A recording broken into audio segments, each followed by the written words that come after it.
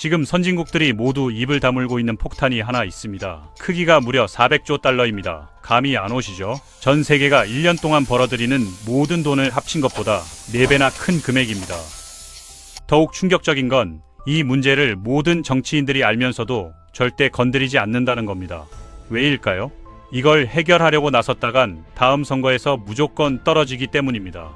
오늘은 바로 이 숨겨진 위기에 대해 파헤쳐 보겠습니다.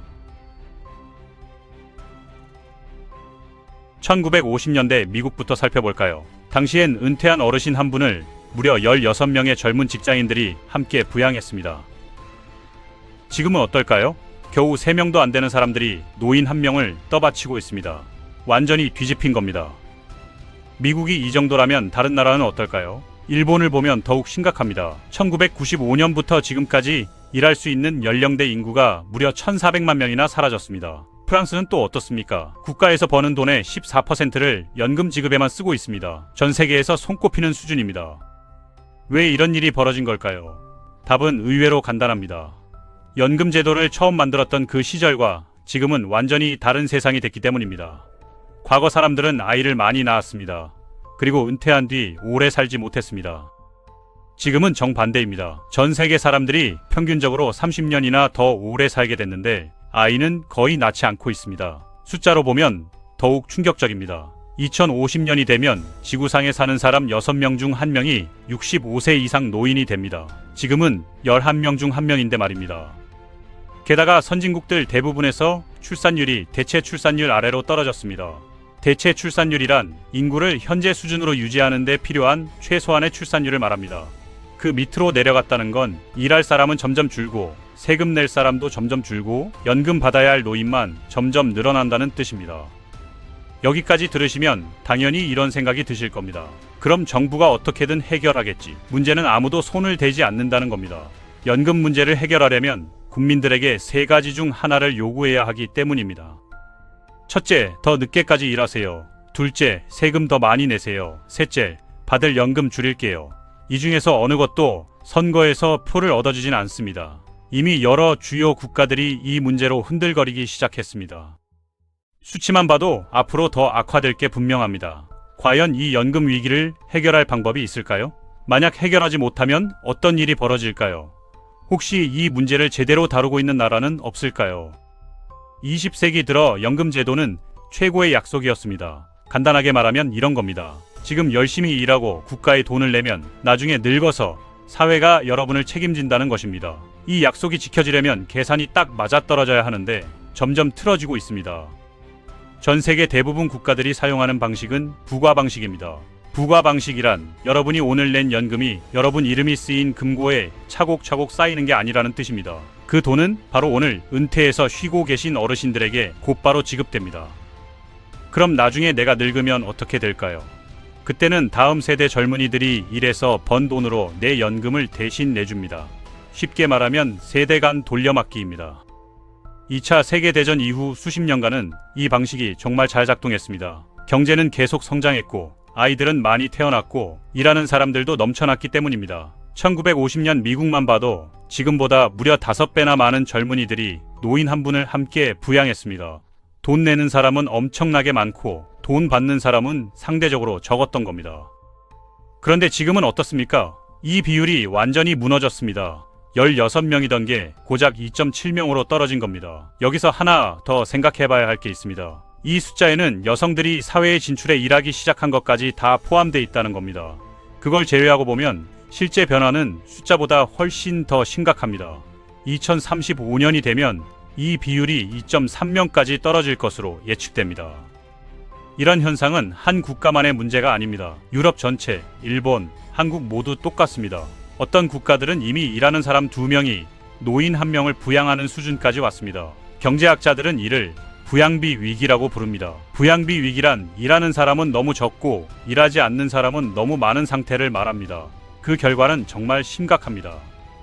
미국의 가장 큰 위험은 지급불능입니다. 지급불능이란 시스템이 은퇴자들에게 줘야 할 돈을 감당할 수 없다는 뜻입니다. 미국은 지금 세계에서 가장 거대한 연금 시스템을 운영하고 있습니다. 7,300만 명이 넘는 사람들이 사회보장연금을 받고 있습니다. 이 돈은 어디서 나올까요? 월급에서 12.4%를 세금으로 떼는데 회사와 직원이 반씩 나눠냅니다. 이론상으로는 이렇게 하면 시스템이 저절로 균형을 맞춰야 합니다. 돈 내는 사람이 충분하면 나가는 돈도 충분해야 하니까요. 그런데 이제 균형이 깨지기 시작했습니다. 2035년이 되면 그동안 쌓아놓은 연금 적립금이 완전히 바닥날 것입니다. 그 다음엔 어떻게 될까요? 월급에서 걷는 세금만으로는 약속한 연금의 83%밖에 줄 수 없습니다. 예전엔 거의 100%를 지급했는데 말입니다. 다시 말하면 뭔가 바뀌지 않으면 은퇴한 분들이 받던 돈에서 자동으로 17%가 깎입니다. 평균적인 미국 노인이 한 달에 $1,900로 간신히 사는데 거기서 $300가 날아간다는 겁니다. 한 달에 40만 가까이 줄어드는 건데 도저히 감당할 수 없는 금액입니다. 게다가 인플레이션은 아직 계산에도 포함하지 않았습니다. 인플레이션이란 물가가 계속 오르는 현상을 말합니다. 종이 위에 찍힌 연금 액수가 똑같아 보여도 물가가 오르기 때문에 그 돈으로 살 수 있는 게 계속 줄어들고 있습니다. 매년 받는 연금의 실제 가치가 떨어지는 겁니다. 이건 국가 전체 차원에서 보는 것이고 각 주 정부 단위로 내려가면 더욱 끔찍합니다. 2022년 기준으로 미국 주정부들이 운영하는 연금이 1조 2,700억 달러나 부족합니다. 일리노이, 뉴저지, 켄터키 같은 주들은 정말 심각한데 나중에 은퇴자들에게 줘야 할 돈의 60%도 확보하지 못했습니다. 10명에게 줘야 하는데 6명치밖에 없다는 겁니다. 미국 문제가 돈이 바닥나는 것이라면 일본 문제는 사람이 바닥나는 겁니다.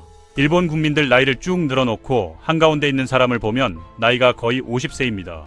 이를 중위 연령이라고 하는데 중위 연령이란 전체 인구를 나이 순으로 줄 세웠을 때 딱 중간에 있는 사람의 나이를 말합니다. 일본은 모나코 다음으로 세계에서 가장 나이 많은 국가 중 하나입니다. 2050년이 되면 일본 사람 10명 중 4명이 65세 이상 노인이 됩니다. 1995년 이후로 일할 수 있는 연령대 인구가 1,300만 명이나 줄었습니다. 그 결과 지금 일본에서 버는 돈의 9% 이상을 연금 지급에만 쓰고 있습니다. 너무 많은 사람이 은퇴하는 것도 문제지만 일본에는 더 큰 문제가 하나 더 있습니다. 은퇴 준비조차 제대로 못한 잃어버린 세대가 존재한다는 겁니다. 1990년대 초에 일본 경제 거품이 터졌습니다. 그때 기업들이 신입사원을 아예 뽑지 않았고 월급도 대폭 삭감했습니다. 대학을 막 졸업한 젊은이들이 갈 곳이 없어졌습니다. 정규직은 꿈도 못 꾸고 아르바이트나 계약직으로 떠돌아다녔습니다. 일본에서는 이 시기를 취업 빙하기라고 부릅니다. 이 기간에 일하던 사람들은 복지 혜택도 없었고 언제 잘릴지 모르는 불안한 일자리였고 가장 중요한 건 연금을 낼 수가 없었다는 겁니다. 이제 30년이 지나 그 사람들이 40대, 50대가 됐는데 저축은 거의 없고 연금은 중간중간 빈틈이 많고 기댈 곳이 아무데도 없습니다. 경제학자들이 경고하는 게 있습니다. 이 사람들이 나중에 늙으면 일본이 정말 큰 위기를 맞을 거라는 겁니다. 연금이 거의 없는 노인이 수백만 명 생긴다는 것입니다. 이미 한계에 다다른 국가에게는 정말 끔찍한 시나리오입니다. 일본 정부는 지금 병원비보다 연금에 돈을 더 많이 쓰고 있습니다. 일본 경제 전체의 약 20%나 됩니다. 이를 감당하려고 정부가 빚을 엄청나게 냈는데 그 결과 국가 부채가 GDP의 250%를 넘어버렸습니다. GDP란 한 국가가 1년 동안 생산한 모든 재화와 서비스의 가치를 합친 것을 말합니다. 쉽게 말하면 1년에 1억 원 버는 사람이 빚이 2억 5천만 원이라는 뜻입니다. 선진국 중에서 가장 높은 수준입니다. 프랑스는 또 다른 종류의 압박을 받고 있습니다. 돈이 없어서 못 주는 건 아닙니다. 문제는 연금이 국가 전체 예산에서 차지하는 비중이 너무 크다는 겁니다.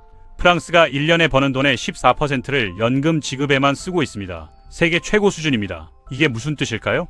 연금에 쓰는 1유로는 병원 짓는 데도 못 쓰고 도로 만드는 데도 못 쓰고 전기 공급하는 데도 못 쓰고 국방비로도 못 쓴다는 겁니다. 국가 재정 균형을 맞추는 데도 못 씁니다. 중국도 있습니다. 일본이나 프랑스와 다르게 중국 연금 시스템은 비교적 최근에 생긴 것입니다. 그런데 인구가 늙어가는 속도가 기록적으로 빠릅니다. 수십 년간 한 자녀 정책을 실시했기 때문입니다. 한 자녀 정책이란 가정마다 아이를 한 명만 낳도록 제한했던 정책을 말합니다. 그 결과 젊은 사람은 적고 노인은 엄청나게 늘어나는 상황이 됐습니다. 2050년이 되면 중국의 65세 이상 노인이 거의 3억 6,600만 명이 됩니다. 지금 미국 전체의 인구보다 많습니다. 중국 정부 전망에 따르면 국가 연금 자금이 2030년대 초에 완전히 바닥날 수 있다고 합니다. 빠르게 잘 살게 된 국가에게는 엄청난 충격입니다. 선진국들은 수십 년 동안 잘 살면서 개인적으로 돈을 모을 시간이 있었는데 중국은 그럴 시간이 없었습니다. 그래서 수백만 명의 은퇴자들이 나중에 정작 필요할 때 존재하지 않을 수도 있는 시스템에만 의존하고 있습니다. 다른 선진국들의 연금 시스템이 수십 년에 걸쳐 서서히 무너지고 있다면 한국의 상황은 문자 그대로 압축적 위기입니다. 한국은 인구 고령화 속도와 저출산율 모두에서 세계 신기록을 갈아치우고 있습니다.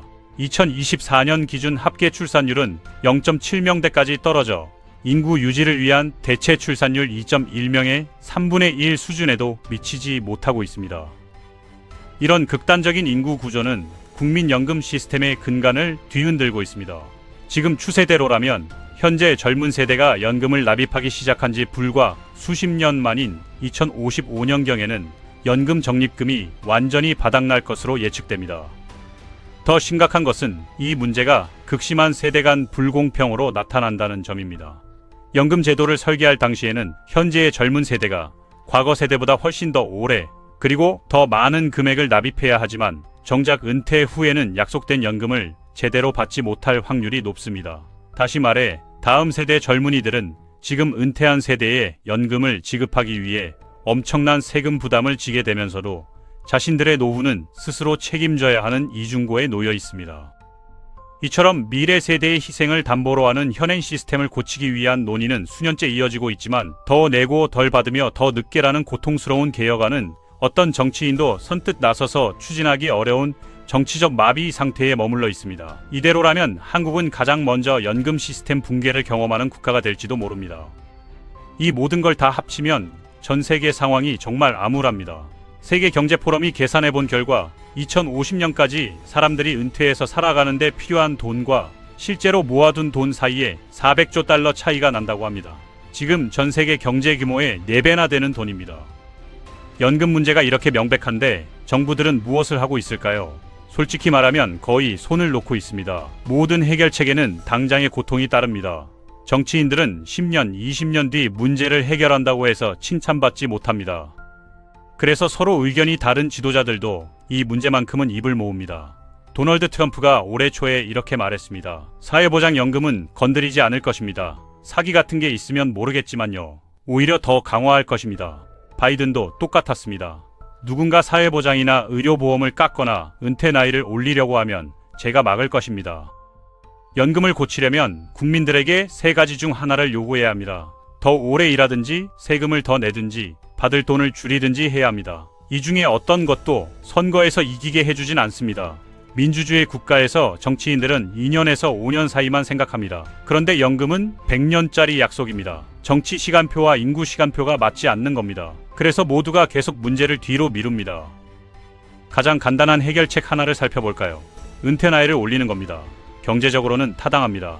사람들이 더 오래 사니까 몇 년 더 일하면 시스템 균형이 맞을 테니까요. 프랑스를 예로 들어보겠습니다. 정부가 2023년에 은퇴 나이를 62세에서 64세로 올렸을 때 수백만 명이 거리로 쏟아져 나왔습니다.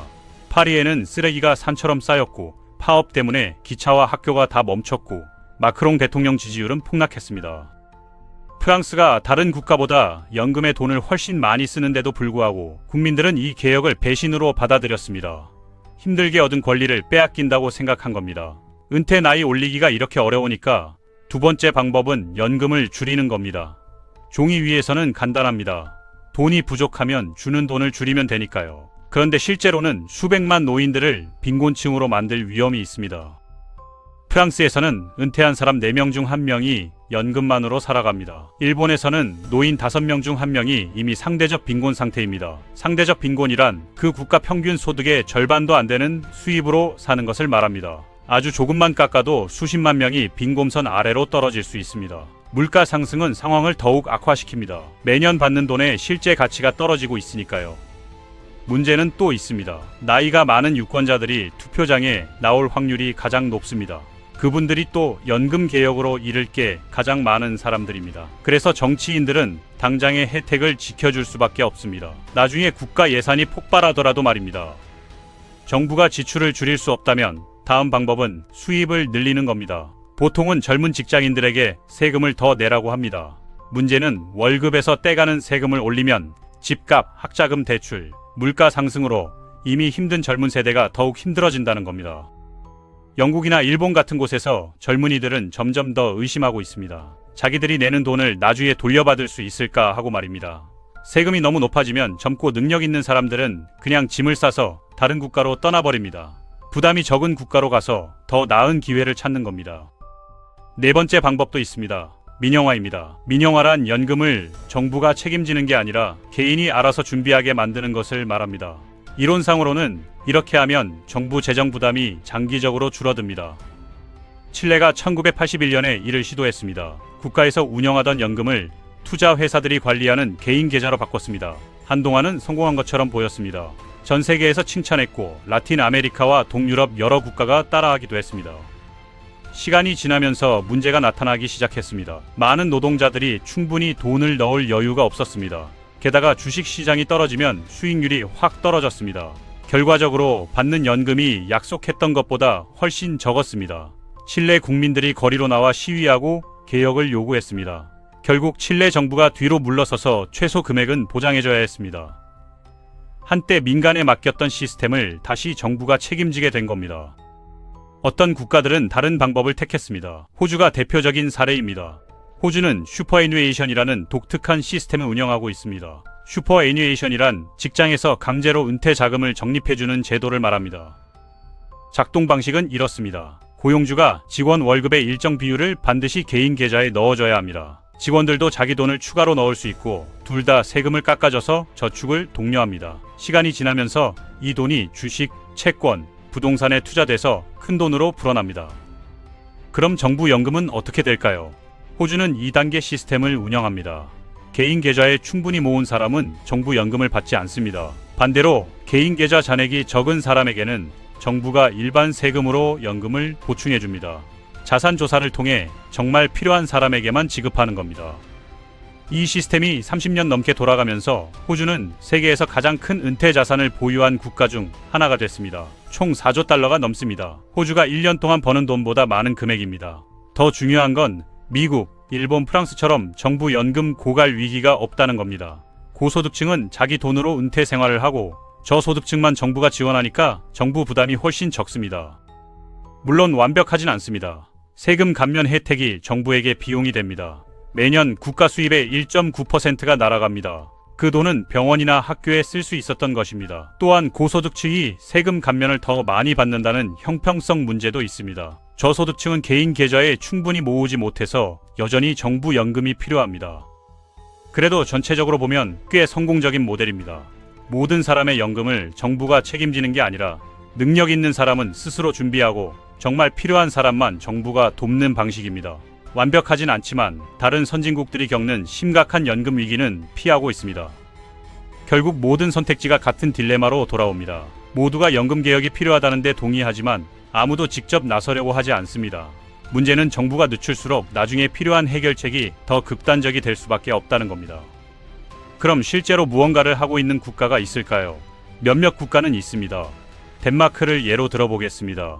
덴마크에서는 은퇴 나이가 정해진 숫자가 아닙니다. 사람들이 얼마나 오래 사느냐에 따라 자동으로 바뀝니다. 사람들이 더 오래 살면 연금을 받을 수 있는 나이도 자동으로 올라가는 겁니다. 몇 년마다 큰 논쟁이 벌어지거나 시스템을 충격에 빠뜨리는 개혁 같은 건 없습니다. 그냥 균형을 유지하는 예측 가능한 조정일 뿐입니다. 이 규칙이 2006년에 발표됐을 때 공식 은퇴 나이는 65세였습니다. 2030년이면 68세로 올라갈 것이고 사람들이 계속 오래 살면 2040년대 초에는 70세가 될 수도 있습니다. 사람들이 수십 년 앞서서 계획할 수 있게 해주고 누구도 갑자기 당했다고 느끼지 않으면서 시스템 건전성을 유지하는 겁니다. 독일과 네덜란드도 비슷한 길을 따랐습니다. 두 국가 모두 은퇴 나이를 인구 데이터에 연결했습니다. 사실상 우리가 더 오래 살면 더 오래 일하자고 말하는 겁니다. 독일에서는 은퇴 나이가 지금 66세인데 2031년까지 67세가 될 것입니다. 네덜란드에서는 67세이고 사람들이 얼마나 오래 사는지에 따라 자동으로 조정됩니다. 스웨덴도 있습니다. 많은 경제학자들이 정치적 혼란 없이 연금을 개혁하는 모델로 보는 국가입니다. 1990년대 초에 스웨덴의 부과 방식 연금이 오늘날 우리가 보고 있는 것과 같은 인구 압박으로 무너지고 있었습니다. 국회의원들이 깨달았습니다. 두 가지 선택지가 있다고 말입니다. 시스템이 폭발할 때까지 기다리거나 아니면 완전히 재건하거나 후자를 선택했습니다. 영원히 정해진 연금을 약속하는 대신 스웨덴은 명목 확정 기여 방식으로 바꿨습니다. 명목 확정 기여 방식이란 각 노동자가 받는 연금이 평생 동안 낸 돈에 연결되고 경제가 안 좋아지거나 사람들이 더 오래 살면 지급액이 자동으로 조정되는 방식을 말합니다. 그래서 시스템이 시간이 지나면서 스스로 균형을 맞춥니다. 예를 들어 2008년 세계 금융위기가 터졌을 때 연금이 약 4% 떨어졌습니다. 좋진 않지만 시스템은 건전성을 유지했습니다. 규칙이 투명했기 때문에 폭동도 없었고 시위도 없었고 공황도 없었습니다. 다른 국가들은 더 구체적인 해결책을 실험하고 있습니다. 한 가지 방법은 자산조사입니다. 자산조사란 돈이 많은 은퇴자들의 연금을 줄이거나 아예 주지 않는 것을 말합니다. 논란의 여지가 있습니다. 모두가 낸 만큼 돌려받는다는 생각에 어긋나니까요. 하지만 예산이 빠듯할 때 정말 필요한 사람들에게 가장 많은 지원을 제공하는 게 합리적일 수 있습니다. 호주와 캐나다는 둘 다 어떤 형태의 자산조사를 씁니다. 호주에서는 소득이 높거나 저축이 많은 은퇴자들이 특정 금액을 넘으면 정부 연금의 일부를 못 받습니다. 캐나다에서는 보장소득 보조금이 같은 방식으로 작동합니다. 소득이 낮은 노인들의 연금을 보충해 주는데 소득이 오르면 점점 줄어듭니다. 뉴질랜드 방식은 약간 다릅니다. 65세가 넘은 모든 사람이 소득에 상관없이 뉴질랜드 슈퍼애니에이션이라는 정액연금을 받습니다. 하지만 일반 소득으로 세금이 붙기 때문에 돈을 많이 버는 은퇴자들은 사실상 더 높은 세금을 통해 일부를 돌려줍니다. 모두가 기여하고 모두가 혜택을 받는다는 느낌을 여전히 유지하면서도 지원을 필요한 곳에 집중하는 더 간단하고 투명한 방법입니다. 쉬운 답은 없지만 몇 가지 교훈은 있습니다. 스웨덴이나 덴마크처럼 일찍 움직인 국가들을 보면 점진적이고 자동적인 조정이 갑작스러운 위기보다 훨씬 덜 고통스럽다는 걸 보여줍니다. 사람들은 시스템이 여전히 자기들을 위해 존재할 거라고 믿어야 합니다. 규칙이 하룻밤 사이에 바뀌지 않을 것이고 지금 내는 돈이 나중에 실제로 의미가 있을 거라고 믿어야 합니다. 투명하고 예측 가능하며 공정한 개혁은 그런 신뢰를 쌓는 데 큰 도움이 될 수 있습니다. 경제학이 우리에게 가르쳐주는 게 있다면 예측 가능한 문제를 오래 무시할수록 결국 터졌을 때 더 파국적이 된다는 겁니다. 연금이 정말 째깍거리는 시한폭탄이고 정부들이 어떻게 해체할지 합의하지 못한다면 아마도 무언가 더 급진적인 걸 생각해 볼 때입니다. 오늘 이야기는 여기까지입니다. 시청해주셔서 감사합니다.